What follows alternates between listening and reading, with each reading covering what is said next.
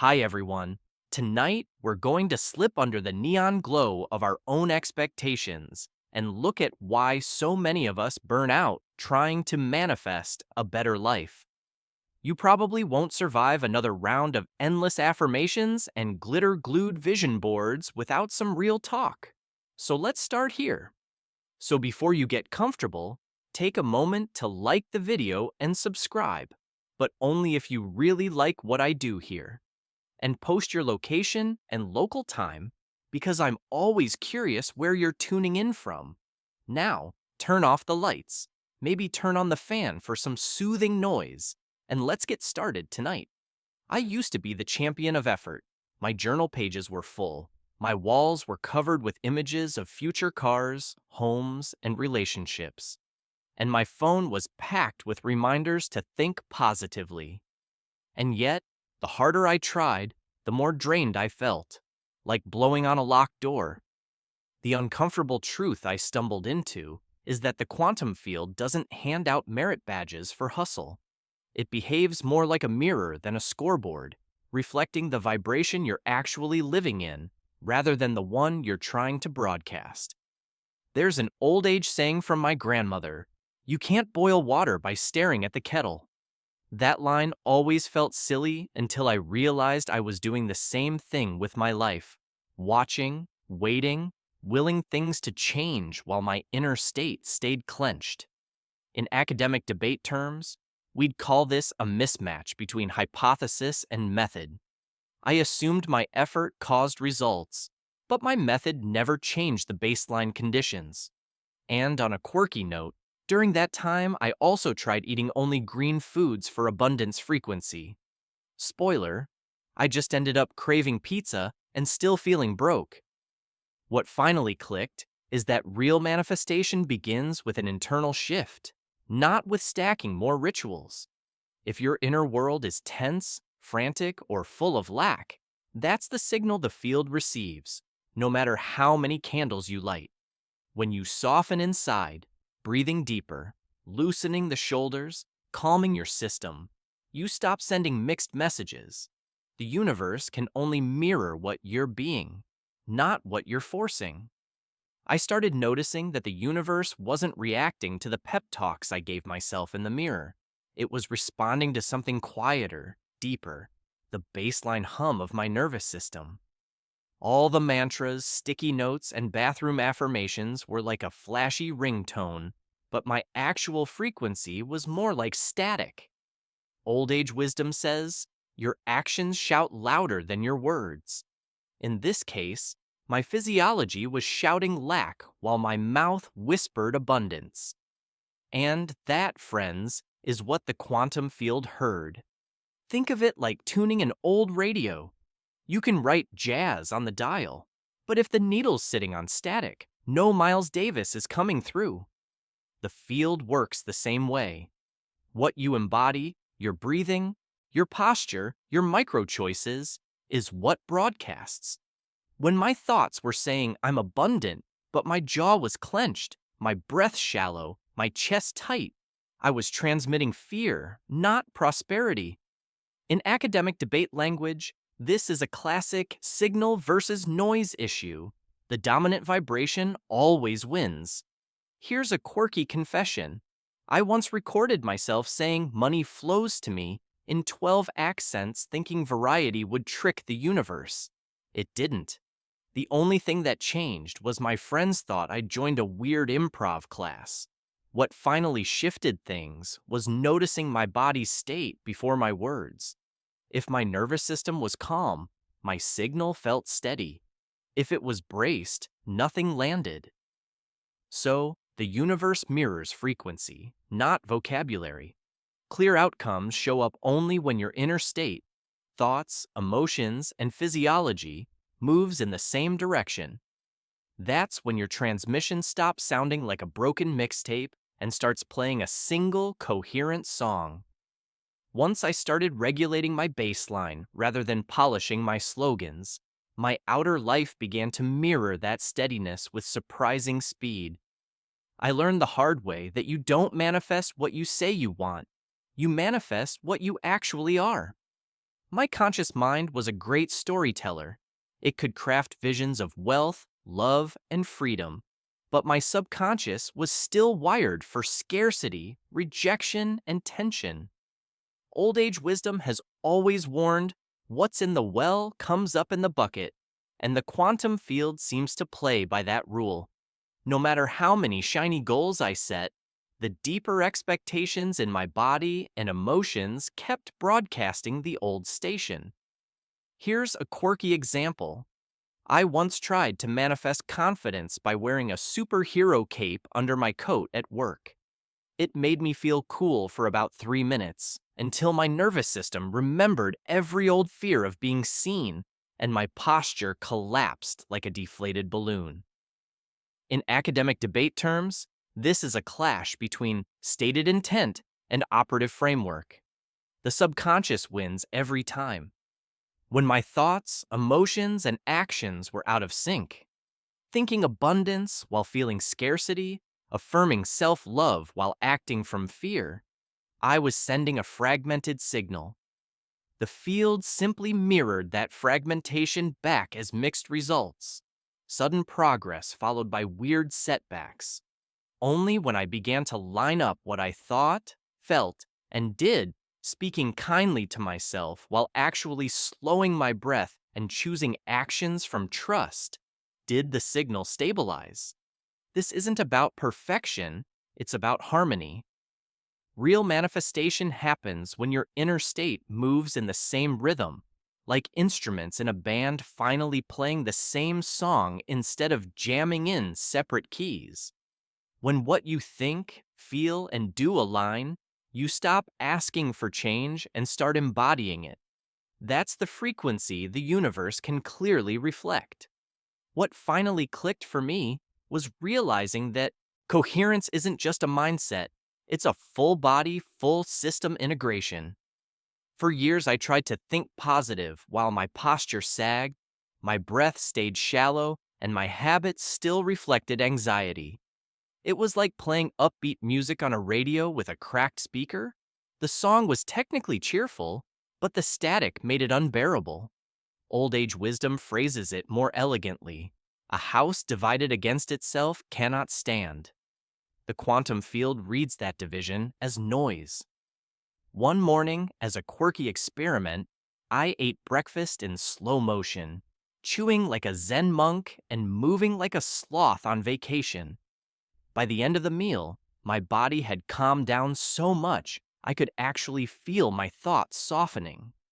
In academic debate terms, that was my first empirical data point, proving that coherence is physiological, not just intellectual. True manifestation happened not when I forced more affirmations, but when my inner narrative, my emotional tone, and my daily choices started lining up. I stopped multitasking my mornings, sat with my coffee in silence, and checked whether my shoulders were tense before saying affirmations. Those micro shifts created macro results. It was as if reality, which once felt like a misfiring GPS, finally got my correct location and started sending the right directions. Coherence is a living state, not a pep talk. It shows up in your breath, your walk, your gaze, your tone of voice. When all of that points in the same direction, your energy stops scattering and begins to hum. The quantum field can then mirror a clean, steady signal instead of a scrambled one. In that state, manifestation stops feeling like pushing a boulder uphill and starts feeling like gliding down a quiet stream. It took me a long time to understand that my nervous system, not my fancy words, was the real broadcaster of my reality. Long before my mouth formed, I'm abundant. My body had already decided whether it felt safe or threatened. Old folks in my neighborhood used to say, "The body speaks before the tongue." And back then, I thought it was just a folksy proverb. Turns out, it's straight up quantum truth. If my breath was tight and my shoulders clenched, that's the frequency the field picked up, no matter how shiny my vision board looked. One afternoon, I noticed something quirky. Every time I opened my banking app with dread, The app glitched or froze. Every time I took a deep breath first and smiled at the screen, it loaded instantly. You can call it coincidence. My inner academic calls it a case study in embodied broadcasting. The field wasn't responding to my spreadsheet of affirmations.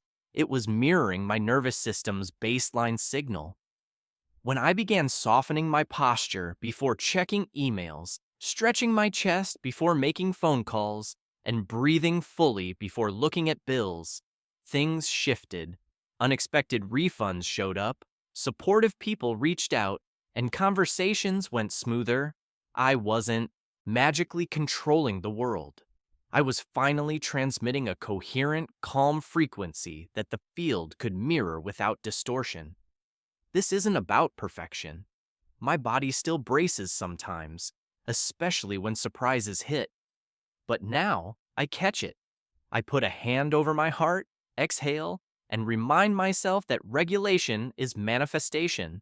The calmer my system, the cleaner my broadcast. The cleaner my broadcast, the easier reality lines up. The field can't read my mind, it reads my state. I used to believe that if I just tried harder, more affirmations, longer meditations, tighter focus, I'd finally break through. But the more I gripped, the more my results slipped through my fingers. Old age wisdom says, the tighter you hold sand, the faster it leaks. That line became my wake-up call. In the quantum sense, every time I tightened my grip on an outcome, I was signaling lack, not power. The field didn't read my effort as devotion, it read my tension as interference. One quirky test I started doing was with my coffee. If I made it while rushing and muttering, it always spilled or tasted off. If I slowed down, took a breath, and made it like a small ritual, the flavor improved. You can call it placebo. I call it practical quantum alignment. This small experiment showed me that softening doesn't mean passivity. It means clearing the static so the signal can travel. In academic debate, they call it the paradox of control. The more force you apply to a nonlinear system, the more unpredictable it becomes. My life was the same.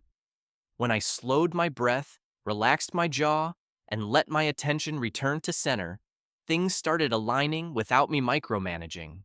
Projects flowed, calls returned, bills paid themselves in perfect timing. Now, when I catch myself spiraling, I pause instead of pushing.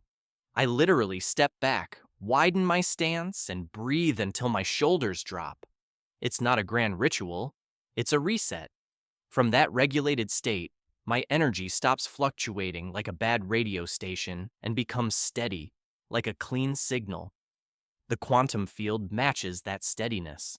I don't get more by forcing. I receive more by being a match. At some point, I stopped waiting for proof before shifting my inner state. It felt strange at first, like putting on clothes that weren't mine. But old age wisdom says, act as though it's already so, and it becomes so. Instead of holding off until circumstances improved, I began living, breathing, and moving as though my desired reality was already here. Not pretending, not faking confidence, training my nervous system to adopt a new baseline frequency through small, deliberate shifts. One quirky trick I used was brushing my teeth like a millionaire. Same toothpaste, same sink, but a slower posture, fuller breaths, a little gratitude. It sounds silly, but micro habits like that signal safety and abundance to the body. Over time, my system began to broadcast that new energy automatically. In academic debate circles, they call this embodied cognition, the idea that physical states shape mental states, not just the other way around. I noticed that speaking to myself with kindness and practicing small acts of generosity created a feedback loop of ease. My breath deepened, my jaw softened, my decisions felt less frantic. The field started reflecting this steadier energy, smoother interactions, unexpected resources, a calm sense of timing. This wasn't overnight magic. It was consistent calibration. Now, when someone asks how to manifest, I tell them it's less about vision boards and more about the micro shifts in how you stand, breathe, tip, or self-talk. Those tiny acts teach your body a new story. The quantum field then mirrors that steady, embodied frequency back to you, turning your inner alignment into outer reality. Manifestation becomes less about getting and more about being until what you are and what you want become the same signal. Eventually, the practice stopped feeling like a practice and started feeling like a rhythm, like tuning a guitar every morning. Manifestation worked best when it became a gentle daily habit rather than a one-time ritual or a weekend workshop. I realized that regulation mattered more than ritual, and consistency mattered more than perfection. Old age wisdom says, "A steady drip hollows a stone." It wasn't about being flawless, it was about returning to my center again and again until it became second nature. Each morning, I began by checking my station, not my phone, a quick internal scan. Was I broadcasting trust or fear, flow or control? This tiny moment of awareness let me adjust my thoughts, emotions, and body before they drifted out of alignment. One quirky habit I added was playing a ridiculous 30-second dance track right after waking up, because moving in a silly way loosened tension and reset my nervous system faster than any mantra. In academic debate terms, this was feedback calibration, deliberate self-regulation rather than reactive self-criticism. As the days went on, those small recalibrations built a stable frequency that the quantum field could clearly mirror. The big shifts didn't come from dramatic rituals, but from the quiet choice to regulate instead of spiral, to pause instead of push, to breathe instead of brace. Slowly, my system began to expect safety as the baseline rather than threat. Now, my daily manifestation routine looks like a few breaths, a gentle body scan, and an honest question. What station am I tuned to right now? That's it. The field responds to my dominant pattern, not my most polished moment. By tuning gently and consistently, I send a clear, steady signal, and reality keeps echoing it back. The last piece surprised me the most. I didn't have to hold my new frequency by myself. Human beings are built to co-regulate. Our nervous systems constantly read each other's signals, syncing up like birds in flight. When I started choosing people, obstacles, spaces, and even music that reflected calm, trust, and possibility, my own energy field steadied almost without effort. Old age wisdom says, if you want to go fast, go alone. If you want to go far, go together. It was quirky to discover how even my digital environment mattered. Unfollowing certain accounts and filling my feed with gentle sounds or quiet visuals changed how my body felt at night. In academic debate terms, you could call this collective coherence amplification. The more stable the group field, the easier it was for each person to stay aligned. Curating supportive connections isn't weakness or manifestation cheating. It's a powerful strategy that accelerates transformation and helps you maintain the frequency you're cultivating without constant struggle. Just like tuning forks resonate when placed close to each other, aligned people reinforce each other's baseline. And sometimes the simplest gesture created the strongest shift. Choosing and speaking a single word, like trust, ease, or quantum, became my tuning fork. This wasn't about playing along with a channel or boosting engagement. It was a conscious declaration that told my nervous system and the field, this is my frequency now. Over time, that one word became a quick doorway back into alignment whenever I felt myself drifting. It locked in my chosen vibration and helped the quantum field mirror it back to me. All of these sections lead to one simple truth. Manifestation isn't a trick or a checklist. It's a steady relationship with your own state. The field doesn't reward effort, it mirrors your baseline. When your thoughts, feelings, and body line up, your frequency becomes clear and life reorganizes around it without force. Daily regulation replaces ritual. Supportive people amplify your signal. A single word can anchor your state. In this quiet, consistent practice, you stop chasing outcomes and start living the frequency you want reflected. The quantum field isn't far away. It's echoing everything you are right now.